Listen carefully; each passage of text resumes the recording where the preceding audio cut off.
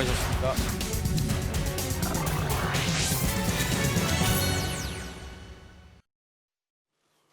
문재인 대통령은 오늘 4개 부처의 장관 후보자를 지명했습니다. 행정안전부 장관 후보자에는 전해철 국회의원, 보건복지부 장관 후보자에는 권덕철 한국보건산업진흥원장, 여성가족부 장관 후보자에는 정영애 한국여성재단 이사, 국토교통부 장관 후보자에는 변창흠 한국토지주택공사 사장을 지명했습니다. 전해철 행정안전부 장관 후보자는 국회에서 권력기관 개혁, 과거사 진상규명, 사법개혁 등에서 노력해온 변호사 출신의 3선 국회의원입니다. 권덕철 보건복지부 장관 후보자는 보건복지부에서 요직을 두루 거쳤습니다. 문재인 정부 초대 보건복지부 차관을 지낸 행정 전문가입니다. 정영애 여성가족부 장관 후보자는 국내 여성학 박사 1호를 기록한 여성학 전문가입니다. 여성복지 영역에서 여권 신장에 앞장서 왔습니다.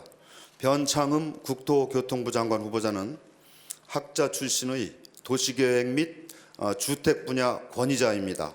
이론과 실무를 겸비했다는 평가를 받고 있습니다. 먼저 오늘 단행된 개각부터 살펴보겠습니다. 4개 부처 장관이 바뀌었는데요. 함께 하실 패널 소개합니다. 김형주 전 국회의원, 차재원 부산가톨릭대 특임교수, 정태근 전 국회의원, 그리고 윤기찬 국민의힘 법률위원회 부위원장입니다. 어서 오십시오. 김형주 의원, 오늘 4개 부처 장관이 바뀌었는데 네. 의미를 어떻게 평가하시겠습니까? 그동안에 이제 정권 초기부터 같이 힘써왔던 장관들의 교체, 복지부 장관을 비롯해서 있었고, 또 여러 가지 결국 국토부 장관도 마찬가지입니다만 그동안에 오랫동안 장관 일을 하셨고 굉장히 어려운 과정에서 부동산 정책에 대한 많은 비판과 질책이 있었습니다만 어떤 경질성은 아닙니다만 어쨌든 하나의 바톤 타치가 필요했던 부분이고. 예. 복지부 장관 역시 초창기부터 같이 했던 분들이고요. 그런데 이제 여가부 장관은 그동안에 여러 가지 사실은 최근에 일어났던 서울시장, 부산시장 관련된 여성과 관련된 문제에 있어서 여가부가 적절한 역할을 못했다라고 하는 부분에 있어서 약간의 경질적인 측면을 갖고 있습니다. 예. 아마 예상했듯이 이제 속폭의 개각을 2번에 걸쳐서 하겠다라고 하는 측면에서 예정된 수순으로 간다 그렇게 봐야 될 것 같습니다. 그런데 차재원 교수, 예. 지금 바뀐 장관들을 보면은요. 네. 국토교통부 장관은 좀 부동산 대책 관련해서 말이 좀 많았지요. 예. 여성가족부 장관 더 말할 것도 없고 국회에서의 말도 못하게 예. 했으니까요. 보건복지부 장관도 좀 구설에 좀 오르긴 했죠. 본인 얼굴 나온 맞습니다. 포스터 내고 그래서. 예.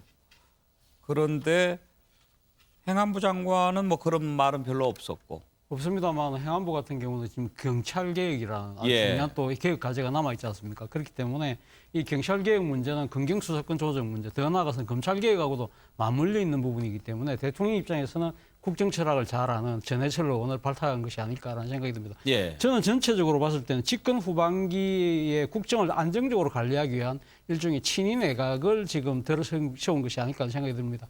일단 행정안전부 같은 경우는 앞서 말씀드린 대로 지금 대통령하고 누구보다도 그 국정철을 잘 알고 예. 있는 전해철 의원을 발탁했고요. 그리고 지금 국토부 장관 같은 경우도 변창흠 그러니까 지금 전 교수 같은 경우도 상당히 이 지금 현 정부의 부동산 정책의 일종의 설계자 같은 역할을 네. 했던 분이기 때문에 그런 측면이 있고요.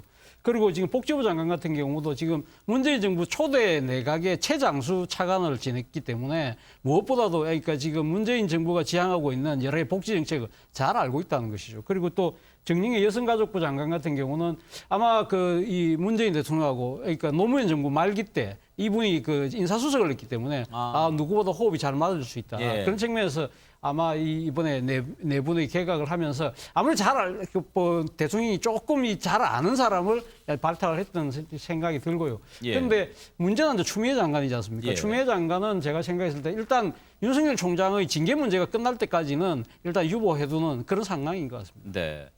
그런데 정태근 의원, 되게 개각이라고 하는 것은 그 자체가 하나의 이벤트이기도 하고 국민들에게 주는 메시지이지 않습니까? 그럼요. 예.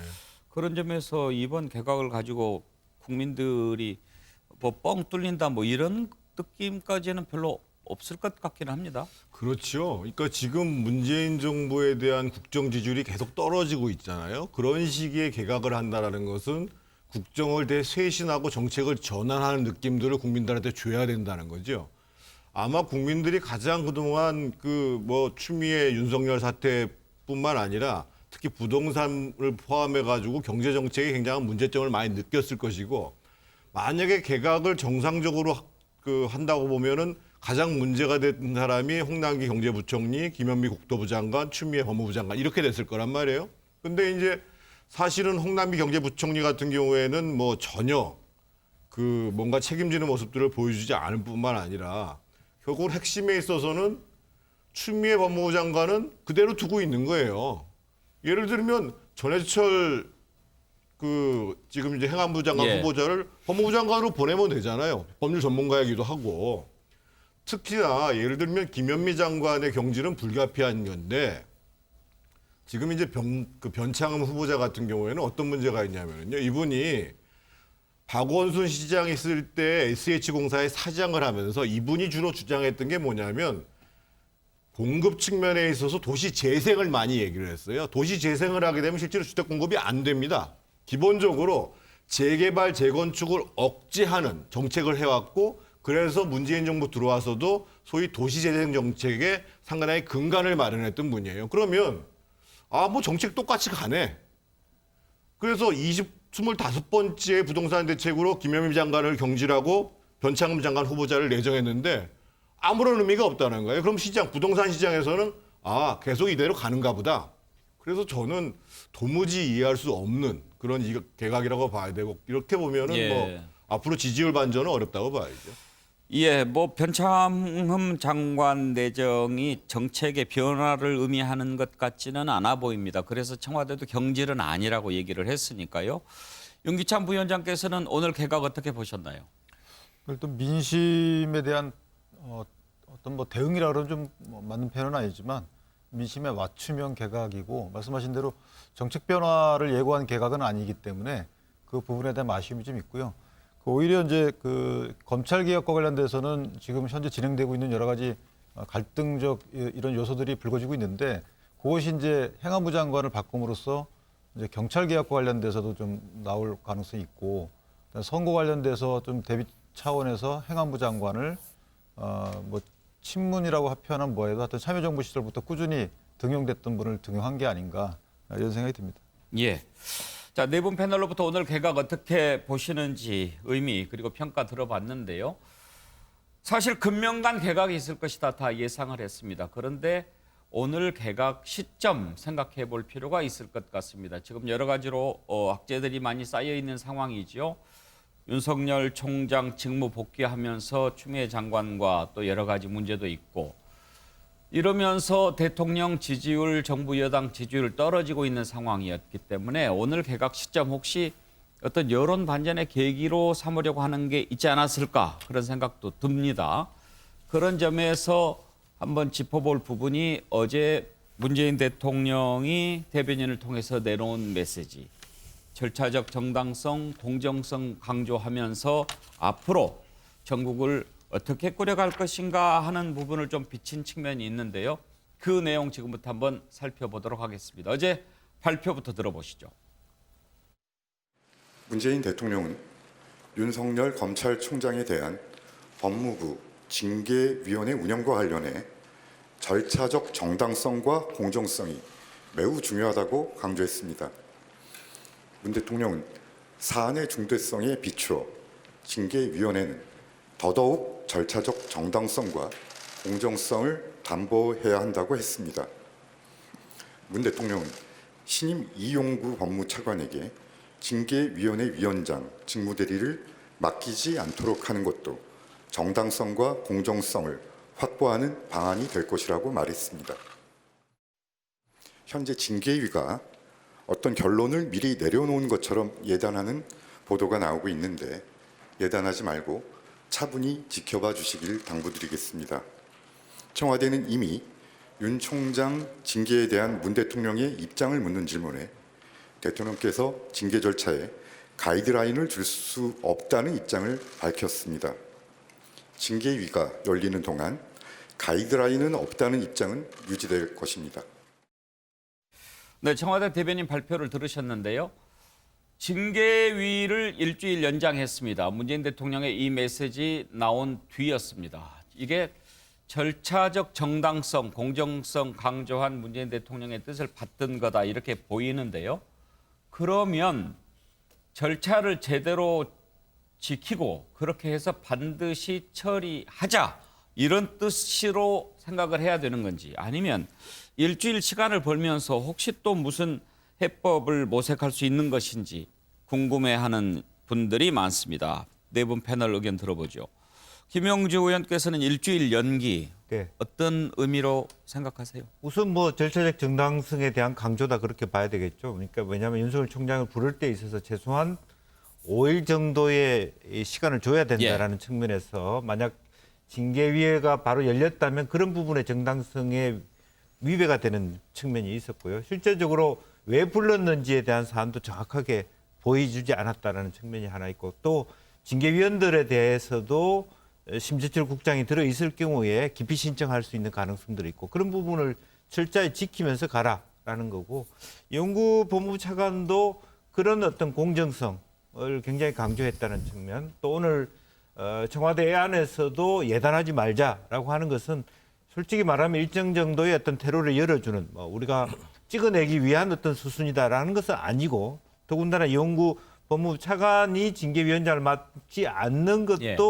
하나의 방법이라고 대통령께서 말씀하신 것은 상당히 어떻게 보면 법무부 장관으로 굉장히 어려운 선택을 해야 된다. 그러면 누구를 그냥 장관도 아니고 차관도 아니면 뭐 기조실장이나 다음 차석일 텐데 그렇다고 해서 민간의 세 분의 뭐 위원들이 선임이 이미 되어 있다고는 합니다만은 그분들이 갖고 있는 생각들이 어떤 것인지 또 더 근본적으로 윤석열 차관이 총장이 지금 관 이거 자체가 말하면 징계라고 하는 것 자체가 사실은 위헌적 요소가 있다라고 하는 그런 부분에 있어서 모든 징계위원을 장관이 다 한다라고 예. 하는 것은 어떻게 보면 기본적으로 말하자면 임명권은 있지만 면직권이 없다라고 하는 검찰총장에 대한 기본 우리 헌법 구조상의 어떤 배치되는 부분이 본질적으로 있기 때문에 그 논쟁이 된다 그러면 상당히 더군다나 아까 강조했다시피 사안의 중대성 그 사안의 중대성은 일반 검찰 간부가 아니고 법무부 간부가 아니라 검찰총장이기 때문에 더 지키라고 하는 대통령의 말하자면 요구가 있다. 그렇다면 근본적으로 그 실제로 징계위 자체의 수년이라고 하는 것을 불가피하다 그렇게 보여집니다. 그러면 김영주 의원께서는 절차적 정당성, 절차를 제대로 지켜서 해라 이 부분에 대통령의 메시지 방점이 더 찍혀 있다고 보시는 겁니까? 두 가지 다죠. 절차를 지키고 예. 또 하나는 기본적으로 그 말하자면 그러니까 일주일 뒤에 절차뿐만 징계는 아니라, 제대로 해라. 예, 그런 절차- 의미로 받아들이시는 겁니까? 아닙니다.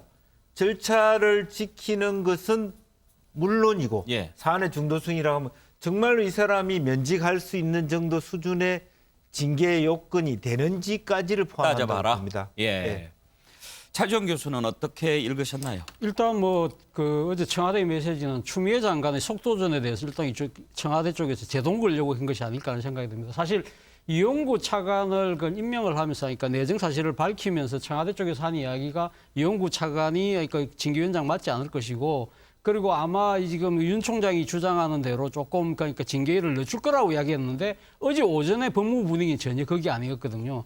별다른 하자가 없다. 예. 예정대로 원래 오늘 하기로 그러니까 4일날 예. 하기로 한다는 입장을 갖고 있는데 이게 대해서 청와대가 그 이야기를 기자들한테 백브리핑으로 했다가 어제는 공식적으로 이야기를 예. 했기 때문에 그걸 본다고 한다면 이 지금 추미애 장관에게 서둘지 마라. 절차를 지켜라는 이야기를 분명히 한 것 같아요. 근데 그렇게 한 이유는 제가 생각했을 때는 서울행정법원 그 감찰위에서 절차적 문단 그러니까 이 문제를 지적을 했지 않습니까? 이 부분은 향후 만약에 징계위 어떤 결과가 나온다고 하더라도 대통령이 재가를 하고 난 뒤에 그럼 윤석열 총장이 또 법적 소송을 하게 될 경우에는 그때는 어떤 상황이 벌어지냐면 사실은 이 추미애 장관과 윤석열 총장과의 대결이 아니라 어떻게 보면 대통령하고 검찰총장과 맞서는 그런 형상이 된다는 거죠. 그걸 차단하겠다는 뜻인데 그것보다 더 깊은 뜻은 제가 생각했을 때는 선출될 권력의 검찰권에 대한 민주적 통제 예. 그 부분에서 지금의 그 서울행정법원이나 감찰에서 이야기하는 그 민주가 빠졌다는 거죠. 통제만 남아있다는 이 부분에 대해서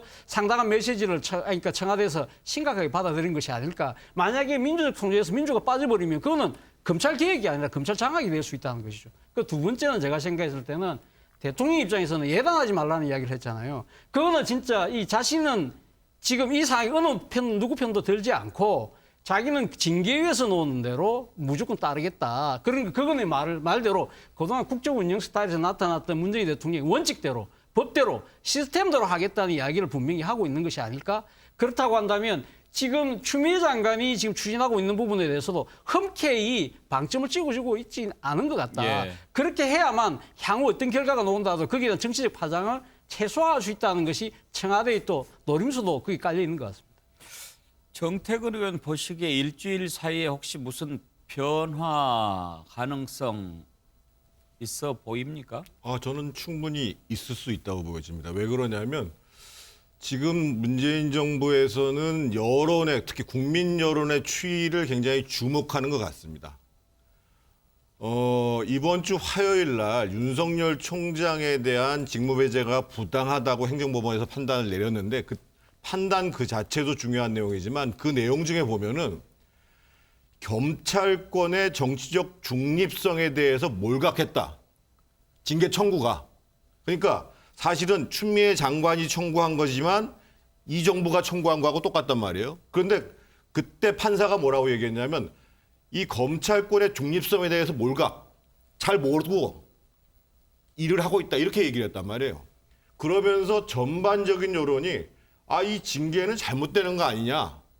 청구 자체가 부당한 거 아니냐. 그래서 사실은 청와대에서 절차적 정당성과 공정성을 얘기하려면 출발부터 다시 해야 돼요. 징계 청구 안 하겠다고 얘기해야 되는데 그 얘기는 차마 못하는 상황 속에서 지금 이제 절차상의 문제를 윤석열 총장 쪽에서 제기를 하니까 일단 연기한다. 이렇게 됐단 말이에요.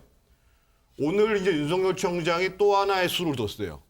검사징계법 5조 2항에 나와는 즉 법무부 장관이 징계위원회의 구성원들을 다 구성하는 것. 그 부분이 다음에 좀 따져보려고 합니다. 그런 문제가 제기됐단 예. 말이에요. 그거에 대해서 사람들이 이전에는 당연히 생각하다 이거 아니네. 이렇게 될 가능성이 크단 말이에요. 그렇게 본다면 아마 그런 속에서 여론이 계속적으로 악화된다라고 한다면 당초에는 최소한 정직 이상을 강행하려고 했을 텐데 그렇게 못 갈 수도 있다. 예. 저는 그렇게 판단합니다. 예. 윤기찬 부위원장께서는 그 일주일을 어떻게 보십니까?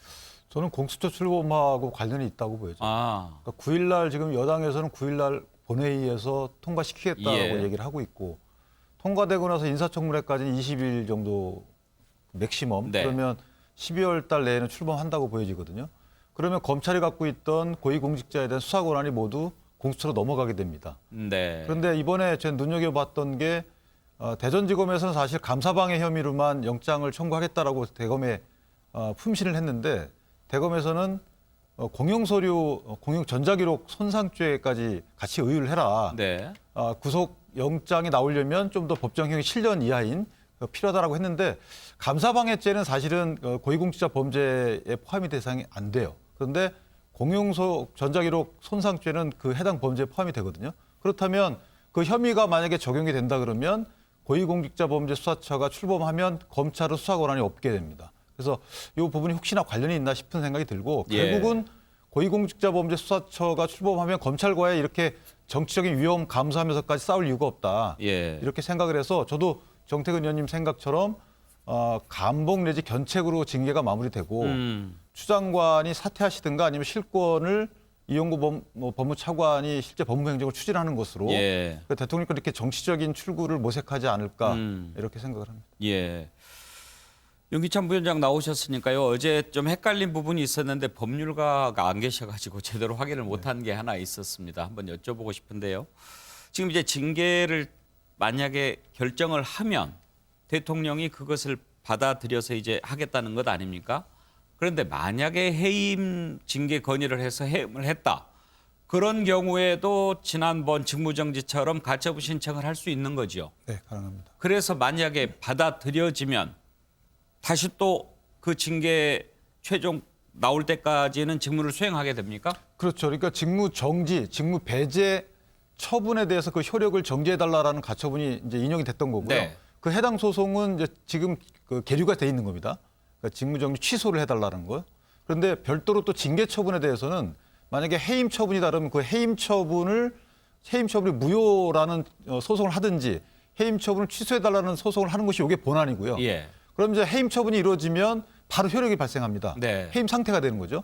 그렇기 때문에 이 해임 상태를 정지시켜달라, 소위 말하면 이 해임 처분의 집행을 정지시켜달라, 이런 별도의 가처분을 또 내는 거죠. 네. 그래서 그건 가능하고요. 다만 이제 이거 갖고 대통령을 피고로 할 것인지 피신청이로 할 것인지 아니면 법무장관을 할 것인지에 대해서 이제 논란이 많이 있긴 한데 정현주 그 KBS 사장 같은 경우는 대통령을 상대로 했고요. 근데 제가 볼 때는 징계위원회에서 결정한 것이 그 법무장관이 주축이 돼서 결정한 것이 예. 별도의 하나의 처분이고 대통령 그 처분을 집행하는 지위에 있지 않나. 예. 집행은 대통령이 하게끔 돼 있기 때문에 그렇다면 옛날 이영렬과 안태근처럼 면직 처분 취소해달라는 청구가 그때는 법무장관을 상대로 했거든요. 예. 그래서 아마 법무장관이 피고 내지 피신청이 되지 않을까. 그래서 궁금한 게 한두 가지가 더 있습니다. 만약에 이번에 징계위원회에서 해임을 했다든지 이런 징계 결과가 나왔을 때 그 신청을 하게 되면 이번에도 조미연 부장판사가 그 신청을 다루게 될 가능성이 높습니까? 저는 거의 그렇게 될 거라고 봅니다. 그분밖에 없습니까? 아니죠. 이제 원래 무작위 배당하게 돼 있는데 실제로 심리를 한번 했고 관련 사건이거든요. 이게 1년에 그 절차 중에 일어난 사건이라서 예를 들어서 뭐 법무장관의 검찰총장의 직무 정지 처분도 있고 그다음에 그 징계 절차가 진행되면서 징계 처분도 있는 거기 때문에 같은 절차입니다. 어떻게 보면 거기에 단계별로 처분이 몇 개씩 있는 거라서 아마 그동안의 관례에 따르면 그 조미연 사부인가요? 조미연 부장에게 배당될 가능성이 상당히 큽니다. 한 가지만 더 여쭤보겠습니다. 이제 정부 여당이 지금 윤석열 총장을 제거하려고 하는 것이 분명해졌는데 징계위원회를 열어서 해임을 하고 대통령이 그것을 제거하고 이렇게 물러나게 하는 방법도 있는데 지금 정태근 의원이나 윤기찬 부위원장 예상하셨듯이 그 정도까지 안 갈 수도 있다. 경징계로 갈 수도 있다라고 하면 그래도 몰아낼 수 있는 몰아낸다는 표현이 좀 그런데요. 방법이 또 있지요. 국회에서 탄핵할 수 있지 않습니까? 지금 민주당 의석만 가지고 충분히 탄핵이 가능하죠. 3분의 1 이상 발의하고 과반수 찬성하면 탄핵할 수 있는 거죠. 네, 탄핵 소추를 할 수 있죠. 예. 근데 이제 헌법재판소에서 결정하기 위해서는 헌법과 법률에 위반된 점이 나와야 되는 거죠. 혹시 징계가 경징계 나온다 하더라도 그 징계 가지고 탄핵 소추 요건 성립할 수 있는지요?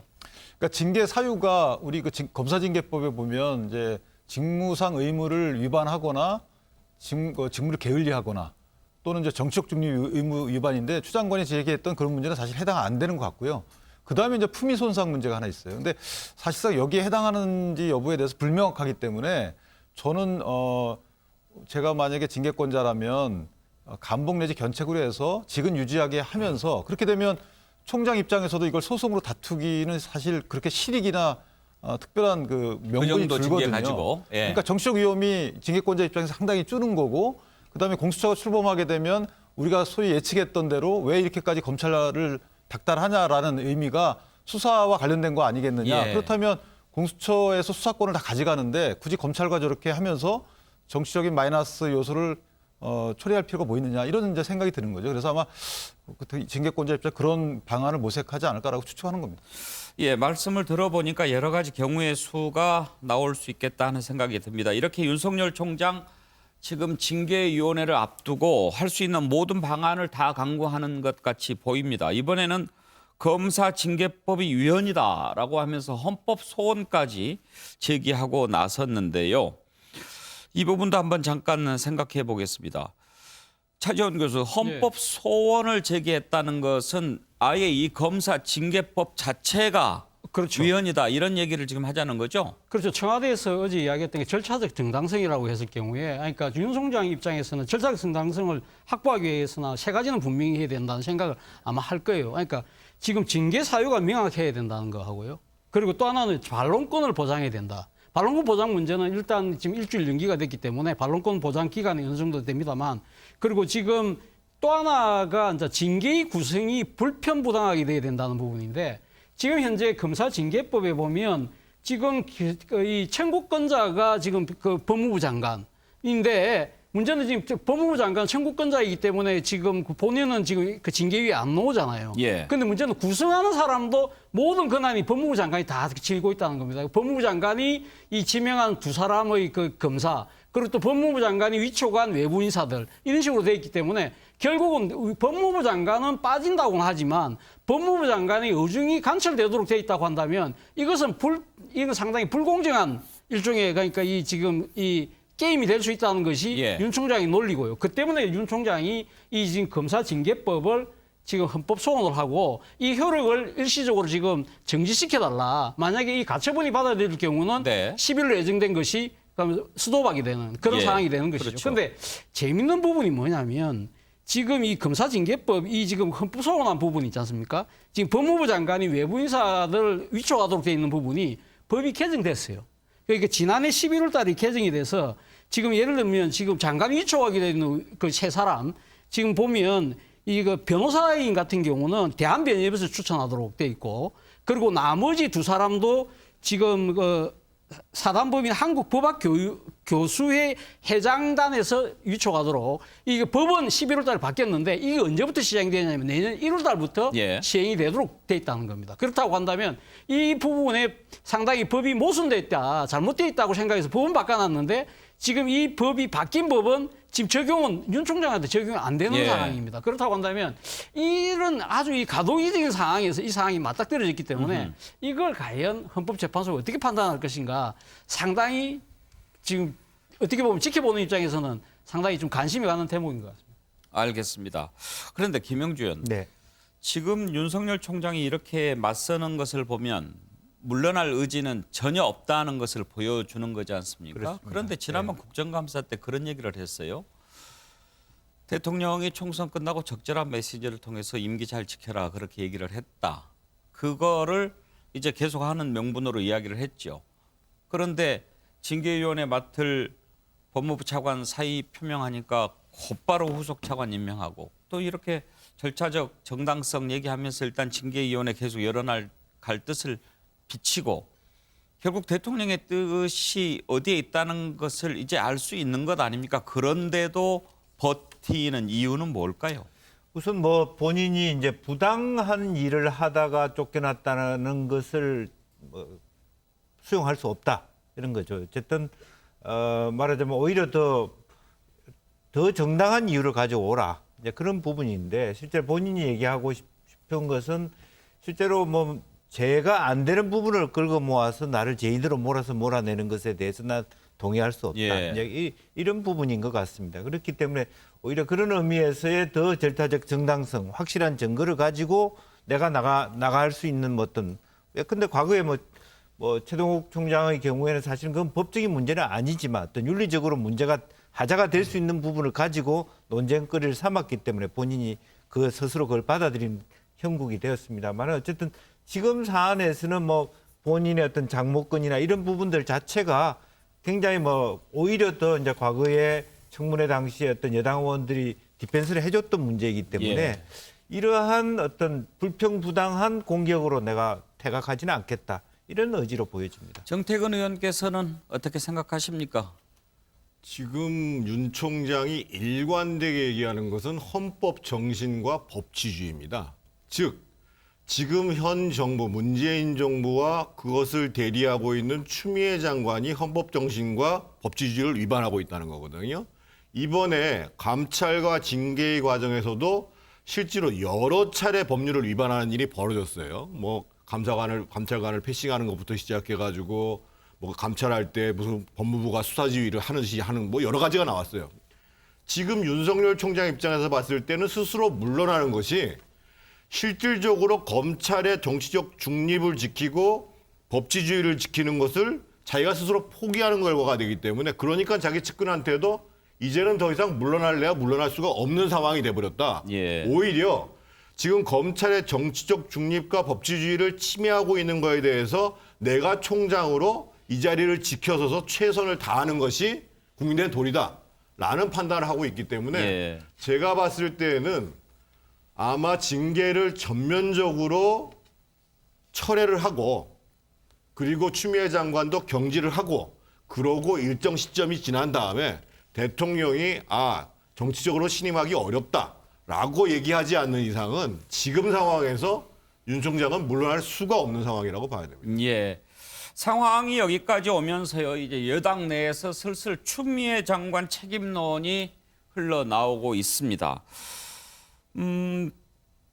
결국 문재인 대통령까지 전면에 나서도록 한 것, 추미애 장관이 그동안에 제대로 대응을 못해서 그런 게 아니냐, 그런 아쉬움이 좀 묻어나오는 그런 대목인데요.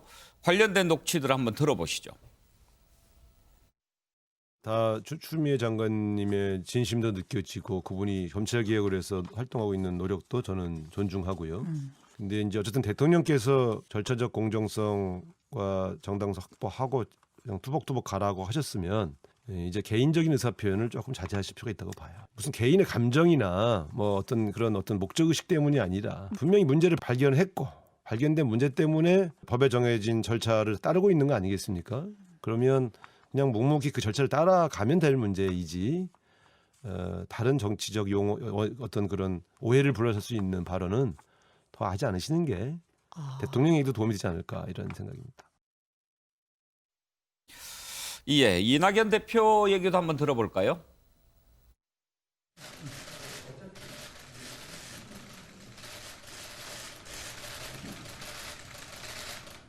최근에는 한 정부 내에서 이 권력기관들 사이에 벌어지고 있는 이 모습이라는 건 제가 보기에는 너무나 상식 이하의 짓을 하고 있지 않나 이렇게 생각을 해요. 검찰개혁에 궁극적으로 달성하려고 하는 바가 뭐냐 하는 것이 분명치도 않아요.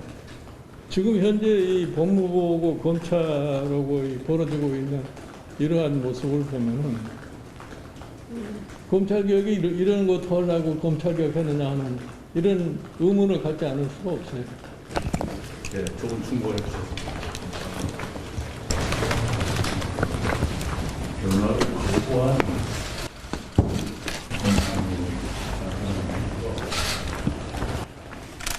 우선 이 경우는 24년 동안 우리의 숙제였습니다. 공수처장 후보추천위원회 운영의 경험을 보면 굉장히 취약한 곳이 있다는 것이 드러나 있지 않습니다. 개선이 불가피하다고 봅니다. 예, 차정 교수. 예. 추미애 장관에 대해서 이런저런 얘기가 이제 나오기 네. 시작한다는 게 좀 주목할 만합니다. 네. 아무래도 뭐 추미애 장관이 사실 지금 윤석열 총장과의 갈등이 상당히 오랫동안 지금 지속되고 있으면서 상당히 국민적 피로감이 커지고 있지 않습니까? 바로 그것이 어제 발표됐던 오늘 또 발표되는 뭐 여러 가지가 여론조사에 지금 그대로 반영이 되면서 사실 대통령의 국정 지지율도 많이 떨어졌지만 무엇보다도 민주당 입장에서 발등이 불은 지금 국민의힘하고 일부 여론조사는 지금 역전이 됐다는 겁니다. 이것은 내년 4월의 선거를 갖고 있는 여당 입장에서는 보면 정말 심각한 사안이거든요. 그렇다고 해서 그 지금 공개적이고 노골적으로 그럼 추미애 장관의 경질을 해야 된다는 이야기는 할 수는 없는 것이죠. 왜냐하면 추미애 장관이 나름대로 문재인 정부가 갖고 있는 검찰개혁이라는 걸 위해서 자신의 모든 걸 던져서 지금 하고 있는 것은 분명하다고 여당 의원들은 판단하고 있기 때문에 그런 겁니다. 그렇기 때문에 일종의 뭐랄까요, 이 좀 속도 조절 나름대로 또 모양 좋게 해서 빨리 이 상황을 좀 조속히 끝냈으면 좋겠다는 생각은 분명한 것 같습니다. 그런 속내들이 여러 형태의 목소리로 지금 나오는 것이 아닐까 생각이 듭니다. 근데 윤기찬 부위원장, 추미애 장관이 저런 얘기 들으면 좀 섭섭하지 않을까요? 저는 이제 물론 어떤 개인적인 캐릭터가 좀 더해져서 다가온 면도 없지 않아 있지만 저는 방향에 대해서는 여권과 인식을 같이 했다라고 봅니다. 추미애 장관은 그래서 토사구팽 아니냐라고 아마 속으로 불쾌할 수도 있어요. 그러니까 윤석열 총장이 토사구팽 당했다고 느낀 것처럼 추 장관도 사실은 또한 그렇게 느꼈을 가능성도 있습니다. 그래서 아마 크게 강하게 여권에서 나오지 않는 것 같고, 그러니까 왜 그렇게 촘촘하게 꼼꼼하게 법리 검토 없이 절차상 문제이시 이렇게 했느냐라는 질책이지 그 방향에 대해서 왜 윤석열 총장과 관련된 여러 가지 갈등을 왜 일으켰냐라는 방향은 아닌 것 같아요. 여권에 질책하는 부분이. 그렇다면 추 장관 입장에서는 섭섭한 면도 분명히 있을 것이고 그것은 이제 정당 내에 본인들끼리의 얘기고 국민적 시각에서 볼 때는 아까 김종인 비대위원장이 얘기했던 것처럼 여권이 얘기했던 검찰개혁의 진정한 의미가 뭔지에 대해서 기본적인 물음을 던지는 거고요. 거기에 대해서 아마 여당이 행동으로 답을 해야 될 거라고 생각합니다. 그런데 정태근 의원 교감은 있다 하더라도 장관이 어느 정도 자율권이 있는 것 아닙니까? 그 좀 대통령한테 부담 안 가도록 했어야 저는 할. 그렇게 안 봅니다. 그러니까 지금은 이 추미애 장관에 대한 국민적 여론이 너무 안 좋으니까 거리를 두는 것처럼 보이지만 흐름을 한번 잘 보십시오. 지난주 화요일 날 징계를 청구할 때 그날 오전에 정세균 총리가 뭐라고 얘기를 했냐면 추미애 장관의 스타일상의 문제는 있다. 하지만 검찰 개혁에 대한 추진들은 문제 없다. 잘하고 있다. 이렇게 총리가 얘기를 했어요. 총리라는 자리는 국무위원을 통과하는 자리예요. 그건 뭐냐면 여권 핵심부가 윤석열 총장을 쫓아내야 우리가 20년 집권하는 데 있어서 장애물을 확실히 제거하는 것이다라고 판단을 했던 것이고 다만 그것을 수행해 가는 데 있어서 추미애 장관이 대단히 잘못된 처신들을 보여왔다는 문제죠. 김영주 의원, 지금 우상호 의원 얘기 들어봤는데 혹시 저런 생각을 갖고 있는 분들이 민주당에 꽤 많이 있을까요? 이제 아무래도 뭐 그동안에 여러 차례 추미애 장관 또 당대표 시절이나 또 한노위원장 시절에 나타난 여러 가지 경우들이 실제로 여러 가지 어떤 민주당에 충격을 줬던 또 그런 측면이 있고 이번에는 더군다나 법무부 장관이시기 때문에 특히나 법적인 말하자면 그 절차적 정당성의 문제, 법리 해석의 문제가 기초돼야 되는데 그런 것보다는 본인의 어떤 감정이 앞세워지거나 절차를 무시하면서 결과를 이루려고 하는 것이 오히려 대통령과 당에 부담이 된다. 이런 판단을 할 수 있지 않겠냐 그렇게 생각합니다. 오늘 여기까지 하죠. 네 분 알찬 말씀 감사합니다. 수고하셨습니다.